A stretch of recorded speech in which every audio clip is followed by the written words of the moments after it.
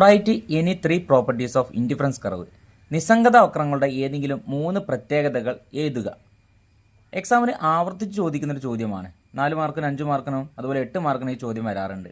8 മാർക്കിന് ചോദ്യം വരുമ്പോൾ ഒരു ഉപഭോക്താവിൻ്റെ സന്തുലിതാവസ്ഥ, അവിടെ ബഡ്ജറ്റ് ലൈനും ഇൻഡിഫറൻസ് കർവും തമ്മിൽ കൂട്ടിമുട്ടുന്നൊരു പോയിന്റിനെ അതിനെ വിശദീകരിച്ചാണ് നമ്മൾ എഴുതേണ്ടത്. എന്നാൽ ഇവിടെ ചോദിച്ചിട്ടുള്ളത് നിസ്സംഗത വക്രങ്ങളുടെ ഏതെങ്കിലും 3 പ്രത്യേകത, 3 മാർക്കിന് ചോദ്യമാണ്. അപ്പം വളരെ സിമ്പിളായിട്ടുള്ളൊരു ഭാഗമാണ്, എല്ലാവർക്കും അറിയാവുന്ന കാര്യമാണ്. രണ്ടാമത്തെ ചാപ്റ്ററിൽ നമ്മൾ പഠിച്ചിട്ടുണ്ട്. എക്സാമിന് ഇത് എന്തായാലും ഈ ചോദ്യം ആവർത്തി ചോദിക്കുന്നതാണ്. അപ്പം ഇതിൻ്റെ പ്രത്യേകതകൾ എന്തൊക്കെയാണ് നമുക്കൊന്ന് പഠിക്കാവുന്നതാണ്. അതിനു മുമ്പ് നമ്മൾ ഇതിൻ്റെ നിസ്സംഗത വക്രം വലിയ എന്താണ് ഒരു ഇൻഡിഫറൻസ് കർവ് വരച്ചു കഴിഞ്ഞാൽ പെട്ടെന്ന് തന്നെ നമുക്ക് അതിൻ്റെ 3 പ്രത്യേകതകൾ എഴുതാൻ വേണ്ടി സാധിക്കും. ഇവിടെ നമ്മളൊരു ഇൻഡിഫറൻസ് കർവ് വരച്ചിട്ടുണ്ട്. വൈ ആക്സിസും എക്സ് ആക്സിസും രേഖപ്പെടുത്തിയിട്ടുണ്ട്. IC അഥവാ ഇൻഡിഫറൻസ് കർവ്. അപ്പം ഇതിനെ ബേസ് ചെയ്തിട്ടാണ് നമുക്ക് ഇതിൻ്റെ പ്രത്യേകതകൾ എഴുതേണ്ടത്. പ്രധാനമായിട്ടും 4 പ്രത്യേകതകളാണ് നമ്മൾ പഠിച്ചിട്ടുള്ളത്. ഒന്നാമത്തെ പ്രത്യേകത എന്ന് പറഞ്ഞു കഴിഞ്ഞാൽ കോൺവെക്സ് ഷേപ്പാണ്. നിസ്സംഗത വക്രം അഥവാ ഇൻഡിഫറൻസ് കർവിന് എന്ത് ഷേപ്പായിരിക്കും?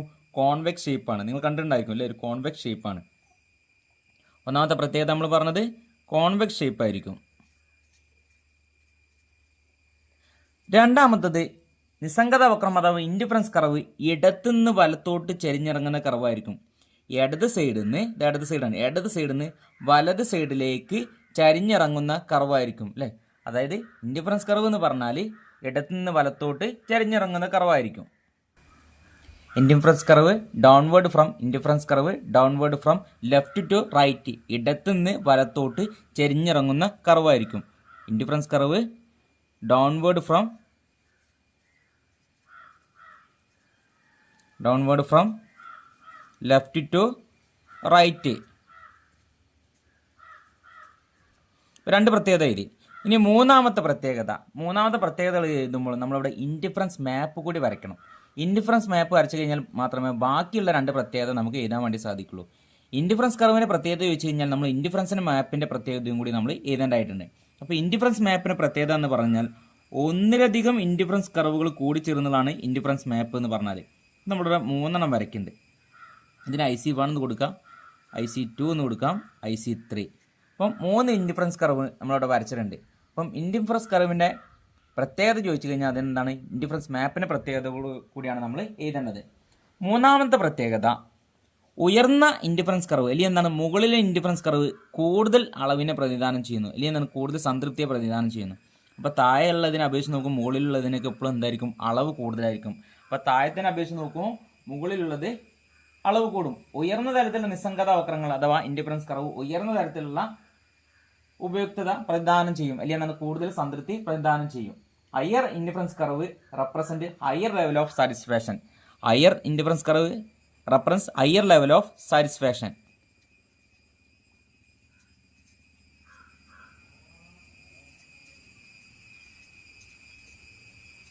അപ്പോൾ ഉയർന്ന നിസ്സംഗത വക്രം ഉയർന്ന സംതൃപ്തിയെ പ്രദാനം ചെയ്യുന്നു. ഇനി 4ാമത്തെ പ്രത്യേകത. അപ്പോൾ 3 നമ്മൾ ചോദിച്ചുള്ളൂ. അപ്പോൾ 3 നമ്മൾ പറഞ്ഞു. 4ാമത്തെ പ്രത്യേകത ഇൻഡിഫറൻസ് കർവ് ഒരിക്കലും പരസ്പരം കൂട്ടിമുട്ടുകയില്ല. Indifference curve never intersect each other, ഒരിക്കലും പരസ്പരം കൂട്ടിമുട്ടുകയില്ല. നെവർ ഇന്റർസെക്ട് ഈച്ച് അതർ, മറ്റുള്ളവയുമായിട്ട് ഒരിക്കലും ഇൻഡിഫറൻസ് കർവ് പരസ്പരം കൂട്ടിമുട്ടുകയില്ല. നമ്മൾ എക്സാമിന് ചിലപ്പോൾ അങ്ങനെ ചിലപ്പം തരും, ഒരു ഇൻഡിഫറൻസ് കർവ് തന്നിട്ട് ഏകദേശം ഇങ്ങനെയുള്ള ഒരു ഇൻഡിഫറൻസ് കർവ് ആയിരിക്കും തരാം. നിങ്ങളോട് ചോദിക്കും എന്താണ് ഇതിൻ്റെ പ്രത്യേകത, അല്ലെങ്കിൽ എന്താണ് ഇൻഡിഫറൻസ് കർവ് തന്നത് ശരിയാണോ തെറ്റാണോ എന്നൊക്കെ ചോദിക്കും. അപ്പോൾ നിങ്ങൾ എന്ത് ചെയ്യണം? ഇതൊരിക്കലും ശരിയല്ല, അത് തെറ്റായിട്ടാണ് തന്നിട്ടുള്ളത്. ഇൻഡിഫറൻസ് കർവ് ഒരിക്കലും പരസ്പരം കൂട്ടിമുട്ടുകയില്ല. അപ്പം ഇത് തെറ്റാണെന്ന് മനസ്സിലാക്കി കഴിഞ്ഞാൽ ഇത് ശരിയാക്കി വരച്ചതിന് ശേഷം എന്ത് ചെയ്യുക? അതിൻ്റെ പ്രത്യേകതകൾ കൂടി നിങ്ങൾ എഴുതേണ്ടതായിട്ടുണ്ട്. ഇപ്പോൾ ഇവിടെ നമ്മൾ 4 പ്രത്യേകത പറഞ്ഞിട്ടുണ്ട്. ചിലപ്പോൾ ഇത് 4 മാർക്കിനും 5 മാർക്കിനൊക്കെ ചോദ്യം ചോദിക്കാൻ സാധ്യതയുണ്ട്. അപ്പം നല്ല രീതിയിൽ പഠിച്ച് മനസ്സിലാക്കി പോകാൻ വേണ്ടി ശ്രമിക്കണം. ഒന്നാമത്തെ കോൺവെക്സ് ഷേപ്പായിരിക്കും. രണ്ടാമത്തെ ഇടത്തുനിന്ന് വലത്തോട്ട് ചെരിഞ്ഞിറങ്ങുന്ന കർവായിരിക്കും. മൂന്നാമത്തെ higher level of indifference curve higher level of satisfaction തരും. അതുപോലെ 4ാമത്തെ indifference curve never intersect each other, മറ്റുള്ളവരുമായിട്ട് ഒരിക്കലും പരസ്പരം കൂട്ടിമുട്ടുകയില്ല. കമ്പോള സമ്പദ് വ്യവസ്ഥയും കേന്ദ്രീകൃത ആസൂത്രിത സമ്പദ് വ്യവസ്ഥയും വേർതിരിച്ച് എഴുതുക. Difference between market economy and central planned economy. ലോകത്ത് പ്രധാനമായിട്ടും 3 തരത്തിലുള്ള സമ്പദ് വ്യവസ്ഥകളുണ്ട് നമ്മൾ പഠിച്ചിട്ടുണ്ട്. ഒന്നാമത് സോഷ്യലിസ്റ്റ് എക്കോണമി, രണ്ടാമത്തെ മാർക്കറ്റ് എക്കോണമി, മൂന്നാമത്തതോ മിക്സഡ് എക്കോണമി. അതായത് കേന്ദ്രീകൃതമായി ആസൂത്രിതം ചെയ്ത സമ്പദ് വ്യവസ്ഥ അല്ലെങ്കിൽ സോഷ്യലിസ്റ്റ് എക്കോണമി എന്നും, കമ്പോള സമ്പദ് വ്യവസ്ഥ അല്ലെങ്കിൽ മുതലാളിത്ത സമ്പദ് വ്യവസ്ഥ എന്നും മൂന്നാമത്തെ മിശ്ര സമ്പദ് വ്യവസ്ഥ. ഇങ്ങനെ 3 തരത്തിലുള്ള സമ്പദ് വ്യവസ്ഥയാണ് ലോകത്തിലുള്ളത്. അതിൽ ആദ്യത്തെ 2 കമ്പോള സമ്പദ് വ്യവസ്ഥയും കേന്ദ്രീകൃത ആസൂത്രിത സമ്പദ് വ്യവസ്ഥയും. Market economy, central planned economy, അല്ലെങ്കിൽ മുതലാളിത്ത സമ്പദ് വ്യവസ്ഥയും സോഷ്യലിസ്റ്റ് സമ്പദ് വ്യവസ്ഥയും തമ്മിൽ താരതമ്യം ചെയ്യാൻ വേണ്ടി അല്ലെങ്കിൽ വേർതിരിച്ച് എഴുതാൻ വേണ്ടിയാണ് പറഞ്ഞുള്ളത്. Centrally planned economy or socialist economy. ഇവിടെ ഒരു സമ്പദ് വ്യവസ്ഥയുടെ ഉൽപാദനോപാധികളെല്ലാം ഗവൺമെന്റിന്റെ ഉടമസ്ഥതയിലും നിയന്ത്രണത്തിലുമുള്ള ഒരു സമ്പദ് വ്യവസ്ഥയാണ് സോഷ്യൽ സമ്പദ് വ്യവസ്ഥ അഥവാ കേന്ദ്രീകൃതമായി ആസൂത്രണം ചെയ്ത സമ്പദ് വ്യവസ്ഥ എന്ന് പറഞ്ഞാൽ. സമ്പദ് വ്യവസ്ഥയിലെ കേന്ദ്രീകൃത പ്രശ്നങ്ങൾക്ക് പരിഹാരം കാണുന്നത് ഗവൺമെന്റാണ്. ഒരു രാജ്യത്ത് എന്ത് ഉൽപ്പാദിപ്പിക്കണം, എങ്ങനെ ഉൽപ്പാദിപ്പിക്കണം, ആർക്ക് വേണ്ടി ഉൽപ്പാദിപ്പിക്കണം എന്നിങ്ങനെയുള്ള എല്ലാവിധ കേന്ദ്രീകൃതമായ പ്രശ്നങ്ങൾക്കും പരിഹാരം കാണുന്നത് ആര് തന്നെയായിരിക്കും? ഗവൺമെന്റ് തന്നെയായിരിക്കും. ഗവൺമെന്റ് എന്താണ് ഏതൊരു പദ്ധതികൾ കൊണ്ടുവരുമ്പോഴോ ആദ്യം തന്നെ നല്ല രീതിയിൽ പ്ലാൻ ചെയ്യുകയും പിന്നീട് അത് നടപ്പിലാക്കുകയാണ് ചെയ്യുന്നത്. ഒരു രാജ്യത്തിൻ്റെ ഉള്ളിലുള്ള ഉൽപാദനവും അങ്ങനെ എല്ലാവിധ സാമ്പത്തിക പ്രവർത്തനങ്ങളും ഗവൺമെന്റിന്റെ നിയന്ത്രണത്തിലുള്ള ഒരു സമ്പദ് വ്യവസ്ഥയാണ് കേന്ദ്രീകൃതമായി ആസൂത്രണം ചെയ്ത സമ്പദ് വ്യവസ്ഥ അഥവാ സോഷ്യൽ സമ്പദ് വ്യവസ്ഥ എന്ന് പറയുന്നത്. In this economic system which means of production are under the ownership and control of the government. ഗവൺമെന്റിന്റെ നിയന്ത്രണത്തിലുള്ള ഒരു സമ്പദ് വ്യവസ്ഥയാണ് നമ്മൾ കേന്ദ്രീകൃത ആസൂത്രണം ചെയ്ത സമ്പദ് വ്യവസ്ഥ അഥവാ സെൻട്രൽ പ്ലാനഡ് എക്കോണമി അല്ലെങ്കിൽ സോഷ്യലിസ്റ്റ് എക്കോണമി എന്ന് പറയുന്നത്. നമ്മൾ നേരത്തെ പറഞ്ഞു കേന്ദ്രീകൃതമായിട്ടുള്ള എല്ലാ പ്രശ്നങ്ങൾക്കും പരിഹാരം കാണുന്നത് ആര് തന്നെയായിരിക്കും? ഗവൺമെന്റ് തന്നെയായിരിക്കും. ജനങ്ങളുടെ ക്ഷേമത്തിന് വേണ്ടിയാണ് ഗവൺമെന്റ് പ്രവർത്തിക്കുന്നത്. രാജ്യത്തിലുള്ള എല്ലാവിധ കാര്യങ്ങളും അല്ലെ സാമൂഹികപരമായിട്ടുള്ള ഒരുവിധം കാര്യങ്ങളൊക്കെ നിയന്ത്രിക്കുന്ന ആര് തന്നെയായിരിക്കും? അല്ലെങ്കിൽ ഗവൺമെന്റ് കീഴിലായിരിക്കും. രാജ്യത്തിന് ജനങ്ങളുടെ ക്ഷേമത്തിനാണ് ഗവൺമെന്റ് കൂടുതലായിട്ട് പ്രാധാന്യം കൊടുക്കുക അല്ലെ. ഒരു കാലത്ത് എന്താണ് കൂടുതൽ സമ്പദ് വ്യവസ്ഥകളിൽ ലോക രാജ്യത്തുള്ള കൂടുതൽ സമ്പദ് വ്യവസ്ഥകളും അന്നത്തെ കാലത്ത് എന്തായിരുന്നു? ഗവൺമെന്റ് നിയന്ത്രണത്തിലായിരുന്നു. നമ്മളെ സോഷ്യൽ സമ്പദ് വ്യവസ്ഥ അല്ലെങ്കിൽ കേന്ദ്രീകൃതമായി ആസൂത്രണം ചെയ്ത സമ്പദ് വ്യവസ്ഥക്ക് ഒരു എക്സാമ്പിൾ ചോദിച്ചു കഴിഞ്ഞാൽ നമുക്ക് ആര് എഴുതാവുന്ന? ചൈന എഴുതാവുന്നതാണ്. എക്സാമിൽ ഒരു മാർക്കിന് ചോദ്യം വരാറുണ്ട്. സോഷ്യൽ സമ്പദ് വ്യവസ്ഥ അല്ലെങ്കിൽ കേന്ദ്രീകൃതമായി ആസൂത്രണം ചെയ്ത സമ്പദ് വ്യവസ്ഥക്ക് ഒരു എക്സാമ്പിൾ ചോദിച്ചു കഴിഞ്ഞാൽ ആര് എഴുതാം? ചൈന എഴുതാം. അപ്പം കേന്ദ്രീകൃതമായി ആസൂത്രണം ചെയ്ത സമ്പദ് വ്യവസ്ഥ എന്ന് പറഞ്ഞാൽ എന്താ നിങ്ങൾക്ക് മനസ്സിലായിട്ടുണ്ടായിരിക്കും. ഗവൺമെന്റിന്റെ നിയന്ത്രണത്തിലും ഉടമസ്ഥതയിലുമുള്ള ഒരു സമ്പദ് വ്യവസ്ഥയാണ് നമ്മൾ എന്തെന്ന് പറയാ? കേന്ദ്രീകൃതമായി ആസൂത്രണം ചെയ്ത സമ്പദ് വ്യവസ്ഥ എന്ന് പറയുന്നത്. ഇവിടെ ഒരു രാജ്യത്തിന്റെ എല്ലാവിധ സാമ്പത്തിക പ്രവർത്തനങ്ങളും നിയന്ത്രിക്കുന്നതും അല്ലെങ്കിൽ എന്താണ് എല്ലാ കേന്ദ്രീകൃതമായിട്ടുള്ള പ്രശ്നങ്ങൾക്ക് പരിഹാരം കാണുന്നത് ആര് തന്നെയായിരിക്കും? ഗവൺമെന്റ് തന്നെയായിരിക്കും. ഗവൺമെന്റാണ് ആ സമ്പദ് വ്യവസ്ഥയിൽ കൂടുതൽ പ്രാധാന്യമുള്ളത്. എന്ത് ഉൽപ്പാദിപ്പിക്കണം, എങ്ങനെ ഉൽപ്പാദിപ്പിക്കണം, ആർക്ക് വേണ്ടി ഉൽപ്പാദിപ്പിക്കണം എന്നിങ്ങനെയുള്ള എല്ലാ പ്രശ്നങ്ങൾക്കും പരിഹാരം കാണുന്നത് ഗവൺമെന്റ് ആസൂത്രിതമായിട്ടുള്ള കാര്യങ്ങളിലൂടെയാണ്. Market economy or capitalist economy. കമ്പോള സമ്പദ് വ്യവസ്ഥ അല്ലെങ്കിൽ മുതലാളിത്ത സമ്പദ് വ്യവസ്ഥ. മുതലാളിത്ത സമ്പദ് വ്യവസ്ഥയിൽ എല്ലാവിധ കേന്ദ്രീകൃതമായിട്ടുള്ള പ്രശ്നങ്ങൾക്കും പരിഹാരം കാണുന്നത് മുതലാളിമാരാണ് അല്ലെങ്കിൽ കമ്പോളമാണ്. ഉൽപാദനോപാധികളെല്ലാം സ്വകാര്യ വ്യക്തികളുടെ ഉടമസ്ഥതയിലും നിയന്ത്രണത്തിനുമുള്ള ഒരു സമ്പദ് വ്യവസ്ഥയാണ് മുതലാളിത്ത സമ്പദ് വ്യവസ്ഥ എന്ന് പറഞ്ഞാൽ. ഇവിടെ മുതലാളിമാരെ അല്ലെങ്കിൽ കമ്പോളത്തിനാണ് കൂടുതൽ പ്രാധാന്യമുള്ളത്. ഒരു സമ്പദ് വ്യവസ്ഥയിൽ എന്ത് ഉൽപ്പാദിപ്പിക്കണം, എങ്ങനെ ഉൽപ്പാദിപ്പിക്കണം, ആർക്ക് വേണ്ടി ഉൽപ്പാദിപ്പിക്കണം എന്നിങ്ങനെയുള്ള കാര്യങ്ങൾ മുഴുവനായിട്ട് തീരുമാനിക്കുന്നത് കമ്പോളം അല്ലെങ്കിൽ മുതലാളിമാരാണ്. സമ്പദ് വ്യവസ്ഥയിലുള്ള ഒരുവിധം പ്രശ്നങ്ങൾക്ക് പരിഹാരം കാണുന്നത് എന്താണ്? മുതലാളിമാരും ജനങ്ങളുമാണെങ്കിൽ പോലും അവിടെയുള്ള പൂർണ്ണ നിയന്ത്രണം അല്ലെങ്കിൽ ആ സമ്പദ് വ്യവസ്ഥ അല്ലെങ്കിൽ കമ്പോളത്തിന്റെ അല്ലെങ്കിൽ രാജ്യത്തിന്റെ പൂർണ്ണ നിയന്ത്രണം ആരുടെ കയ്യിലായിരിക്കും? സ്വകാര്യ വ്യക്തികളുടെ അല്ലെങ്കിൽ എന്താണ് കമ്പോളത്തിന്റെ നിയന്ത്രണത്തിലുള്ള ഒരു സമ്പദ് വ്യവസ്ഥയാണ്. In this economic system in which all means of production are under the ownership and control of private individuals. സ്വകാര്യ വ്യക്തികളുടെ കീഴിലായിരിക്കും ഒരു രാജ്യത്തിന്റെ സമ്പദ് വ്യവസ്ഥയിലുള്ള എന്ത് ഉൽപ്പാദിപ്പിക്കണം, എങ്ങനെ ഉൽപ്പാദിപ്പിക്കണം, ആർക്ക് വേണ്ടി ഉൽപ്പാദിപ്പിക്കണം എന്നിങ്ങനെയുള്ള എല്ലാവിധ പ്രശ്നങ്ങൾക്കും പരിഹാരം കാണുന്ന ആര് തന്നെയായിരിക്കും? വ്യക്തികളായിരിക്കും അല്ലെങ്കിൽ മുതലാളിമാരായിരിക്കും. എന്തുൽപ്പാദിപ്പിക്കണം, എങ്ങനെ ഉൽപ്പാദിപ്പിക്കണം, ആർക്ക് വേണ്ടി ഉൽപ്പാദിപ്പിക്കണം എന്നിങ്ങനെയുള്ള പ്രശ്നങ്ങൾക്ക് പരിഹാരം കാണുന്നത്, അതായത് ഒരു സമ്പദ് വ്യവസ്ഥയുടെ അടിസ്ഥാന സാമ്പത്തിക പ്രശ്നങ്ങൾക്ക് പരിഹാരം കാണുന്നത് ആരായിരിക്കും? ഇവിടെ സ്വകാര്യ വ്യക്തികൾ അല്ലെങ്കിൽ എന്താണ് കമ്പോളമായിരിക്കും. രാജ്യത്തിന്റെ എല്ലാവിധ സാമ്പത്തിക പ്രവർത്തനങ്ങളും നിയന്ത്രിക്കുന്നത് ആര് തന്നെയായിരിക്കും? സ്വകാര്യ വ്യക്തികളുടെ കീഴിലായിരിക്കും. സ്വകാര്യ വ്യക്തികളാണ് രാജ്യത്തിന്റെ എല്ലാവിധ സാമ്പത്തിക പ്രശ്നങ്ങളും നിയന്ത്രിക്കുന്നത്. ഇനി മൂന്നാമത്തെ ഒന്നുകൂടി ഉണ്ട്, മിശ്ര സമ്പദ് വ്യവസ്ഥ അഥവാ മിക്സ്ഡ് എക്കോണമി. ഇവിടെ കമ്പോള സമ്പദ് വ്യവസ്ഥയ്ക്ക് എക്സാമ്പിൾ അല്ലെങ്കിൽ ക്യാപിറ്റലിസ്റ്റ് എക്കോണമിക്ക് എക്സാമ്പിൾ വെച്ച് കഴിഞ്ഞാൽ നമുക്ക് നല്ലൊരു ഉദാഹരണം ആരെഴുതാം? അമേരിക്ക എഴുതാവുന്നതാണ്. മൂന്നാമത്തെ മിശ്ര സമ്പദ് വ്യവസ്ഥ. മിശ്ര സമ്പദ് വ്യവസ്ഥയിൽ ഗവൺമെന്റും കമ്പോളങ്ങളും കൂടിയാണ് എല്ലാവിധ കാര്യങ്ങളും തീരുമാനിക്കുന്നത്. അതായത് കേന്ദ്രീകൃതമായി ആസൂത്രിതം ചെയ്ത സമ്പദ് വ്യവസ്ഥയുടെയും മുതലാളിത്ത സമ്പദ് വ്യവസ്ഥയുടെയും നല്ല ആശയങ്ങൾ എടുത്തുകൊണ്ട് രൂപീകരിച്ച ഒരു സമ്പദ് വ്യവസ്ഥയാണ് മിശ്ര സമ്പദ് വ്യവസ്ഥ, മിക്സ്ഡ് എക്കോണമി. രണ്ടിന്റെയും ഗുണങ്ങൾ സ്വീകരിച്ചുള്ള സമ്പദ് വ്യവസ്ഥയാണ്. ഇന്ത്യ ഒരു മിശ്ര സമ്പദ് വ്യവസ്ഥ അഥവാ മിക്സ്ഡ് എക്കോണമിയാണ്. ഇന്നത്തെ കാലത്ത് നമ്മൾ കാണുന്ന പല രാജ്യങ്ങളും മിശ്ര സമ്പദ് വ്യവസ്ഥ എന്ന ആശയമാണ് സ്വീകരിച്ചിട്ടുള്ളത്.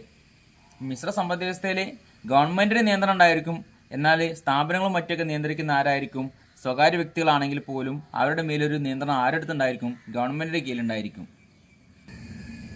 ഉൽപാദനോപാധികളെല്ലാം സ്വകാര്യ വ്യക്തികളുടെയും ഗവൺമെൻറ്റിൻ്റെയും ഉടമസ്ഥതയിലും നിയന്ത്രണത്തിലുമുള്ള ഒരു സമ്പദ് വ്യവസ്ഥയാണ് മിശ്ര സമ്പദ് വ്യവസ്ഥ. സോഷ്യലിസത്തിൻ്റെയും മുതലാളിത്തത്തിൻ്റെയും സവിശേഷതകൾ കൂടി ചേർന്ന ഒരു സങ്കര സമ്പദ് വ്യവസ്ഥയാണ്. അതായത് രണ്ടിൻ്റെയും നല്ല വശങ്ങൾ മാത്രം എടുത്തുകൊണ്ട് രൂപീകരിച്ചുള്ള സമ്പദ് വ്യവസ്ഥയാണ് മിശ്ര സമ്പദ് വ്യവസ്ഥ അഥവാ മിക്സഡ് എക്കോണമി. ഉൽപാദന സാധ്യത വക്രം എന്തെന്ന് നിർവചിക്കുക. ഡിഫൈൻ PPC അഥവാ ഡിഫൈൻ പ്രൊഡക്ഷൻ പോസിബിലിറ്റി കർവ്. നമ്മൾ പഠിച്ചതാണ്, ഒന്നാമത്തെ ചാപ്റ്ററിൽ നമ്മൾ പഠിച്ചിട്ടുണ്ട് പ്രൊഡക്ഷൻ പോസിബിലിറ്റി കർവിനെ കുറിച്ച്. പ്രൊഡക്ഷൻ പോസിബിലിറ്റി കർവിൽ എന്ന് പറഞ്ഞാൽ നമ്മുടെ രാജ്യത്ത് ഉൽപ്പാദിപ്പിക്കാൻ സാധ്യതയുള്ള പ്രധാനമായിട്ടുള്ള രണ്ട് ഘടകങ്ങൾ, അല്ലെങ്കിൽ എന്താണ്, രണ്ട് ഉൽപാദന ഘടകങ്ങളെ തമ്മിലുള്ള പരസ്പരം ബന്ധം കാണിച്ചുകൊണ്ടുള്ള ഒരു കർവാണ് നമ്മൾ പ്രൊഡക്ഷൻ പോസിബിലിറ്റി കർവിൽ നമ്മൾ അവതരിപ്പിക്കുന്നത്, അല്ലെങ്കിൽ നമ്മൾ പഠിക്കുന്നത്. പ്രധാനമായിട്ട് നമ്മുടെ രാജ്യത്ത് ഉൽപ്പാദിപ്പിക്കാനുള്ള, അല്ലെങ്കിൽ നമ്മുടെ രാജ്യത്തിന് അടിസ്ഥാനപരമായിട്ട് വേണ്ട രണ്ട് സാധനങ്ങൾ, അരിയോ ഗോതമ്പോ, അല്ലെങ്കിൽ എന്താണ് വിദ്യാഭ്യാസം, അല്ലെങ്കിൽ എന്താണ് പ്രതിരോധമോ, അല്ലെങ്കിൽ എഡ്യൂക്കേഷൻ ഓർ എൻ്റർടൈൻമെൻറ്റോ ഏതുവാണെങ്കിലും നമുക്കാവാം. നമ്മുടെ രാജ്യത്ത് ഉൽപ്പാദിപ്പിക്കാൻ സാധ്യതയുള്ള അല്ലെങ്കിൽ ഏറ്റവും പ്രധാനപ്പെട്ട രണ്ട് ഘടകങ്ങൾ തമ്മിലുള്ള ബന്ധം കാണിച്ചുകൊണ്ടുള്ള ഒരു ചിത്രമാണ് പ്രൊഡക്ഷൻ പോസിബിലിറ്റി കർവ് എന്ന് പറയുന്നത്, അല്ലെങ്കിൽ നമുക്കിവിടെ വരയ്ക്കുന്നത്.